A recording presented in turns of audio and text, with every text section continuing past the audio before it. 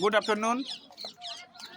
হাজারদুয়ারির সামনে, মুর্শিদাবাদের হাজারদুয়ারির সামনে এখন সম্ভবত পড়ন্ত বিকাল, সূর্য অস্ত যাচ্ছে।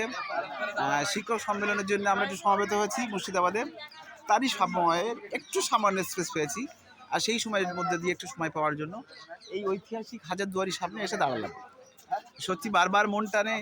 ইতিহাস বিজড়িত একটা জায়গা, অসাধারণ সুন্দর একটি জায়গা, যেটা আমাদেরকে, এই ইতিহাসকে বাদ দিয়ে আমাদের বর্তমান তৈরি হতে পারে না। সকল ইতিহাস এখানে লুকানো আছে। ভারতবর্ষের পরাধীনতার সূর্য এখানেই অস্ত যায়, স্বাধীনতার সূর্য এই মুর্শিদাবাদ থেকে অস্ত যায়। 1957 সালে নবাব সিরাজউদ্দৌলার পতনের সাথে সাথে ভারতবর্ষে চলে যায় ইংরেজদের হাতে। তো সেখান থেকে ভারতবর্ষের পরাধীনতার হাতে যুগলবন্দি হয়ে যায় সেই ইতিহাস বিজড়িত হাজারদুয়ারি।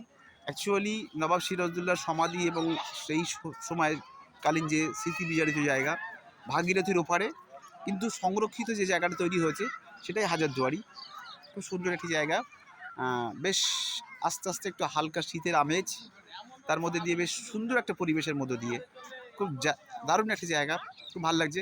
ওই পিছনে দেখা যাচ্ছে ঘড়িঘর, আর এই ইমামবাড়া। যাক, খুব ভালো লাগছে। প্রথমত পিছনেই আছে কামান, একটা সুন্দর কামানও আছে, একটা লায়ন বসে আছে। যাক, দিনের শেষে হাজারদুয়ারি তো ভারতবর্ষের স্বাধীনতার সূর্য অস্ত এই মুর্শিদাবাদে গেছিল, সুতরাং এই হাজারদুয়ারিটাকে অস্বীকার করার তো উপায় নেই।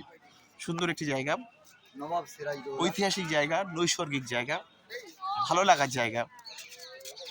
Bye bye.